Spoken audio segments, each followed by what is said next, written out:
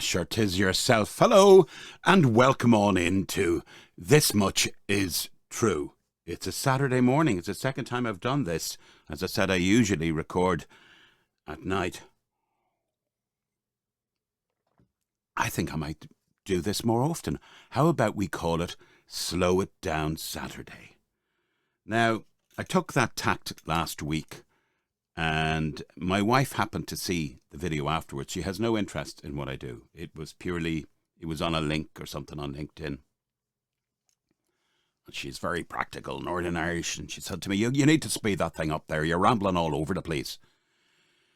Maybe so, my love, maybe so. But it happened to be, out of all the videos, now it could be an algorithm thing, it could be the time I published it, it had over, it had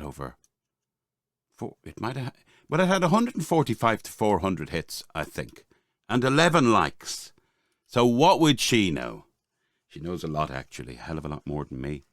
A bit of a cold, don't know about you, but it's drizzly out here. I awoke to find raindrops hanging on the line. And you know when you pass under the line, you hit your head sometimes. Oh, the fucking raindrops keep falling on my head.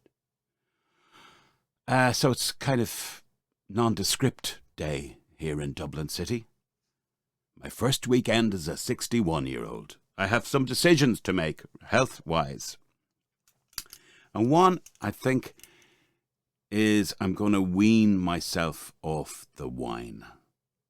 Generally, I don't drink, but Friday, Saturday, Sunday, I have a glass or two. And I don't know about you, but if you hit the third glass, it's bad news.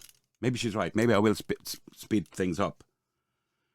You know, 1 is lovely, 2 is convivial, 3, borderline, is the bottle next? Sometimes it is. I don't get hangovers, but it's just not good, is it? It's not a good thing to do. It's a dirty habit, I find, It's like you're sucking on the teat of some kind of horrible thing. Now, what will we talk about today? Maybe my beloved is right. Speed it up, Marko. Okay. We all saw the Biden debacle, if you could stand it. So a little bit about dementia. And Prime Minister Sunak is getting very upset because somebody called him a rude name. Maybe a few words about that. And then, to just top it all off, weird names on pastries and buns and things. I just thought that was a real, and finally, bit to do. So, that's basically what I have lined up for you on the runway today. Right, I'm off, says you. Bye. Totally understand. But first, let's just revisit. Now, we're not going to look at it again, but if you looked at the last episode, it opens with Nigel's video. Nigel is a very beloved follower of this, viewer show. I'm not with it. Sorry, I'm only up about half an hour. And in it, we saw this mysterious cat captured by his security camera on a remote farm in County Mayo in Ireland on the west coast, where the Atlantic does lap up and lash the side of the rocks. And it was kind of intriguing, but it began with a cat, and then you see this thing almost following the cat and overtaking it. Weird-looking, spiritual thing. And he did send me a WhatsApp afterwards, and he says, as you could see, it was wet and had been raining. My guess is there was a bit of water on the bottom of the lens, which gave the video that blurred look. So the cat crossed the camera. There was a distortion of the image. Well, that's my theory. But around here, nothing surprises me. What you didn't pick up, I did notice, by the way, I thought it was a bird. What you didn't pick up were all the flying things. You're right, there was more than one. I have magnified them 200% and slowed them frame by frame. They're just flying shapes. Do not resemble any bird, bat, or insect. Like bits of rags flying around. Thank you, Nigel. The only thing about it was, even if the raindrops or moisture had blurred, that mist seems to move. Unless, maybe, does your camera move? Does it, like, pivot? That Friends thing. Anyone remember that? Pivot? Does it, like, swivel is the word? I don't know. It's a mystery. It's a mystery. President Biden's brain is in meltdown. I'm not being funny about it. I saw that display and was horrified that anybody... Now, by the way, I believe they're all puppets. All of them. You know, it's really same circus, different clowns. And if this is the best the great USA has to offer, we're in for a lot of trouble. So where am I? You sleep with a pork star. I think he said pork star at one stage. And of course, what's his name? Yeah. Trump is going to enjoy that. I can't do a really good Trump, but I did come across someone who does a fantastic impersonation of him during the week. Actually, I'll tell you who he is. It is Joe Rooney. Who's Joe Rooney? Well, if you ever watched Father Ted, Joe Rooney was Father Damo. And he does the most superb Donald Trump I've ever heard. You would swear it was the Donald. But anyway, Biden, look, that's a terrible thing. You know, he discreetly shuffles his feet before him. The way he walks, it's, where am I? And it's tragic. It's tragic. You have the morals of an alley cat. Would be interesting if you looked at your son's laptop. There's got to be some lineage there of morality. But anyway, we won't go there because that's a low blow. But it's a relevant one. These guys they're all in it for themselves, and actors largely is what they are. But to see that cognitive meltdown, it brings me back, because my mother had an 8-year battle with Alzheimer's, and I watched, as I'm sure lots of you have, the person that was closest to me and as sharp as a tack in her heyday. I mean, you know, the way mothers never forget anything and they're able to let you have it in the middle of an argument. Or she was also very perceptive. She would have somebody sussed long before the rest of us suspected anything. And you could say, oh, well, that's mean-minded. No, she was perceptive. She was able to read people really well. She was also, at her best, very funny. Not in a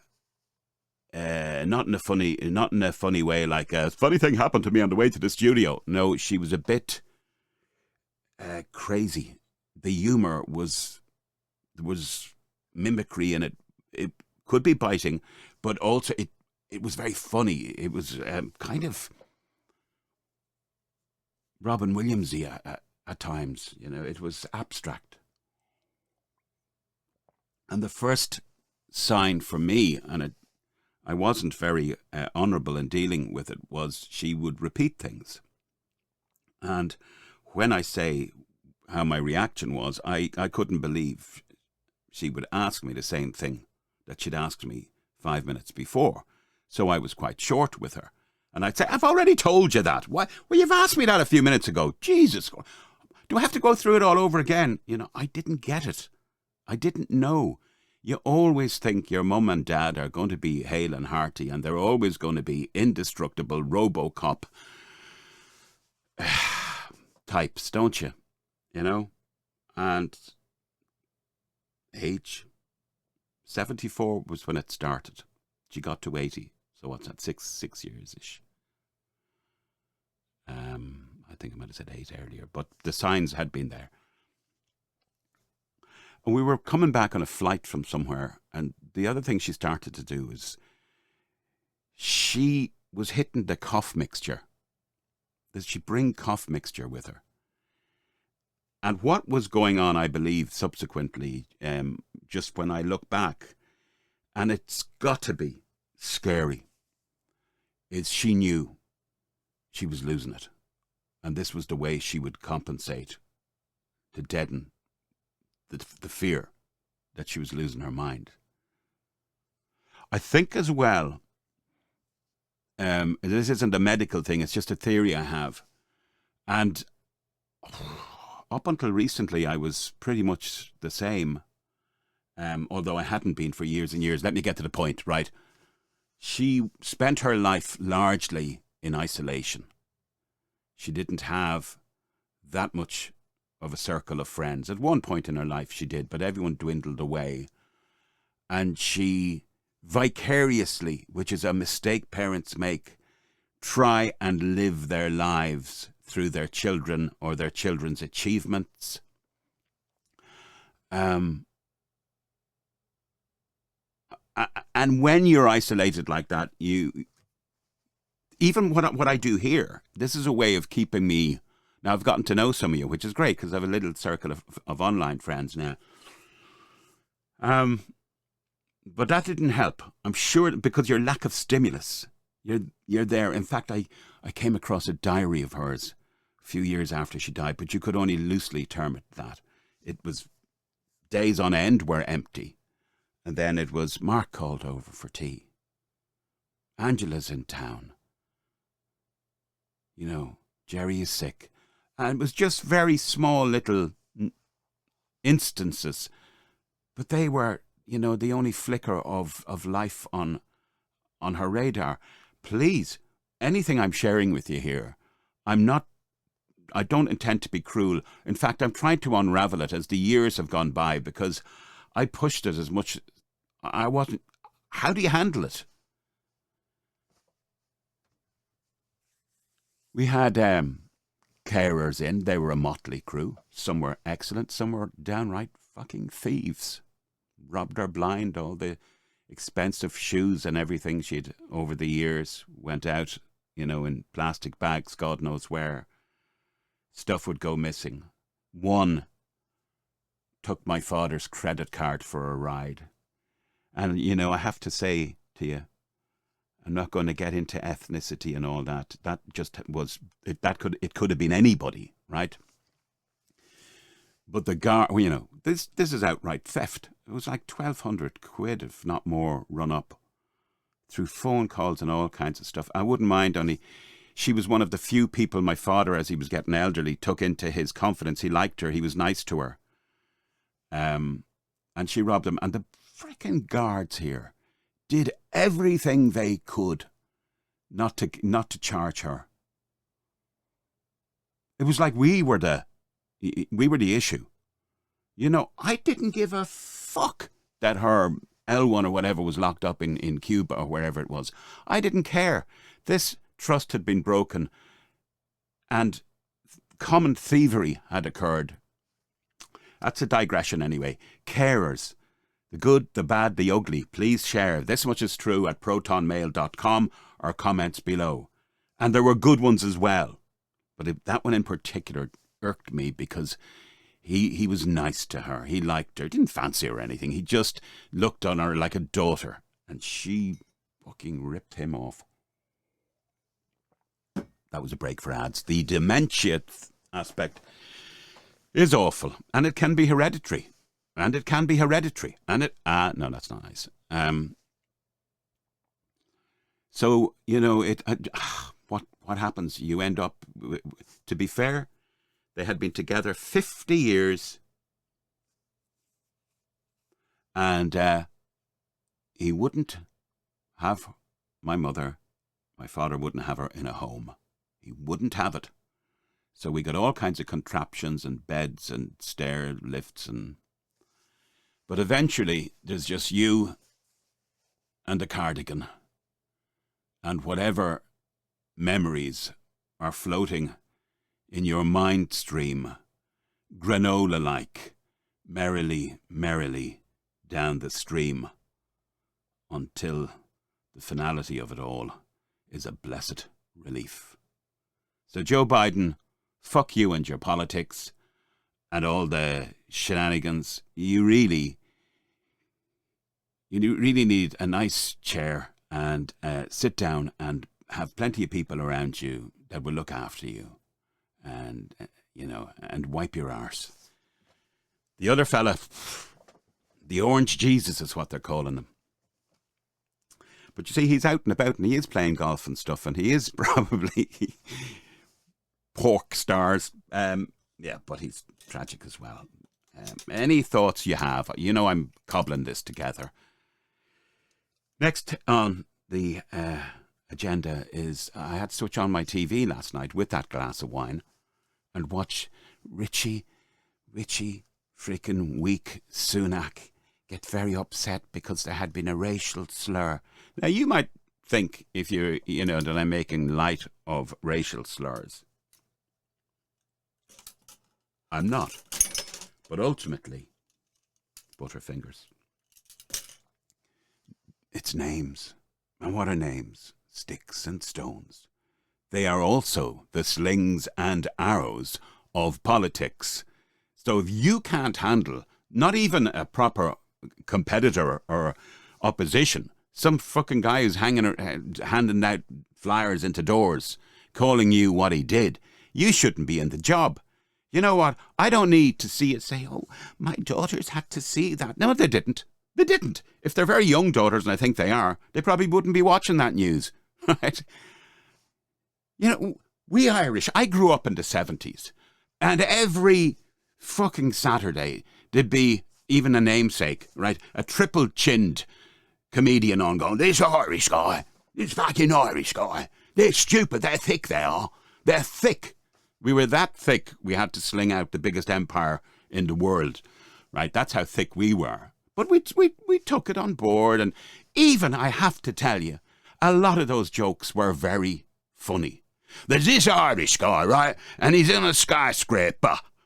And he goes up to the top of the skyscraper. Why, says you? I'll tell you why. 'Cause there's a flaming fire. Whoosh! Dance, baby, dance, the disco's burning. I know, my accent lost there.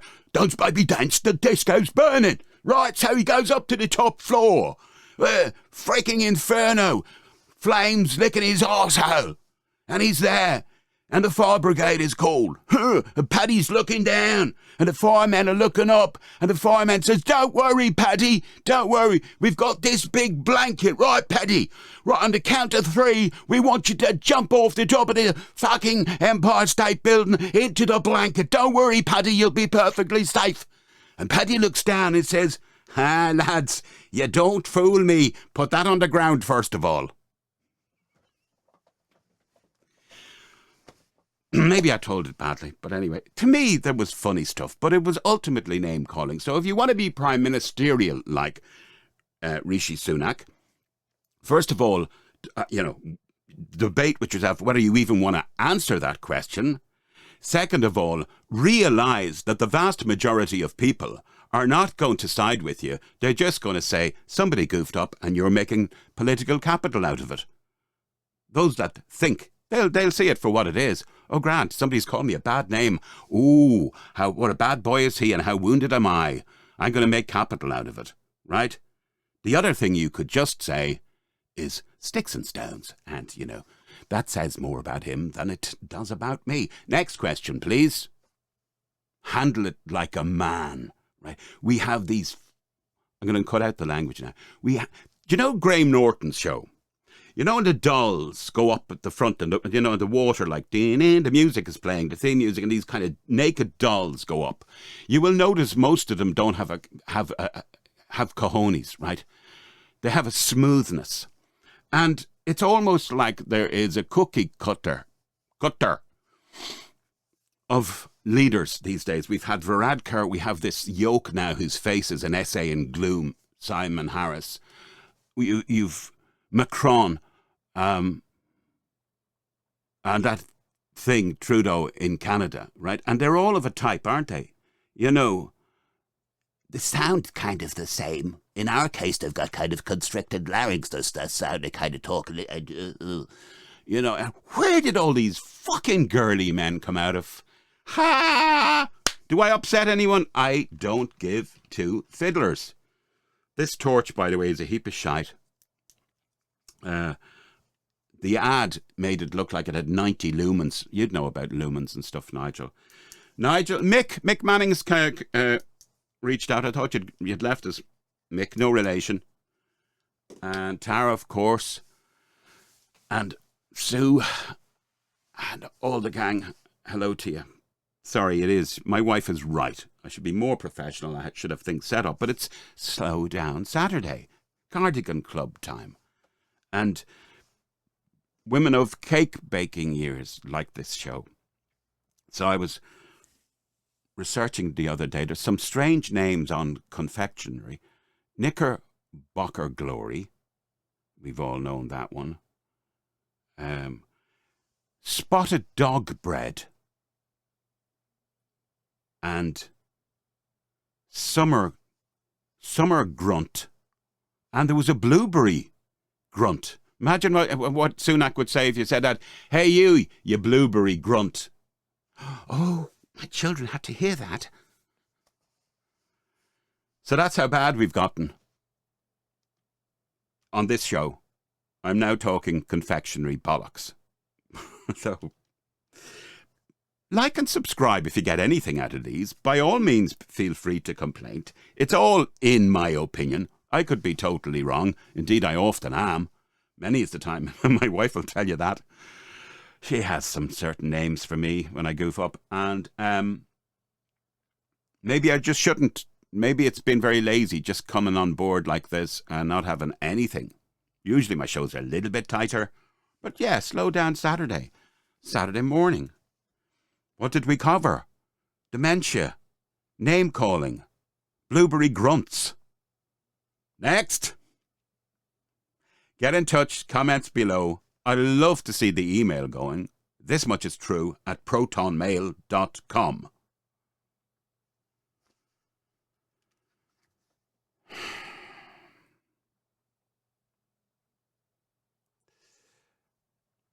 Everybody have fun tonight.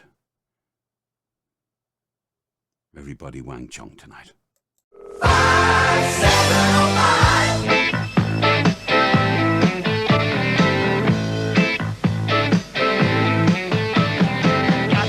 Just one more time, but will the operator hold the line when my ears keep telling me there's no reply, no reply? How'd you pick up the telephone? I go crazy when there's no one home. I feel cheated and small when my number's on the wall of your room. Call me soon.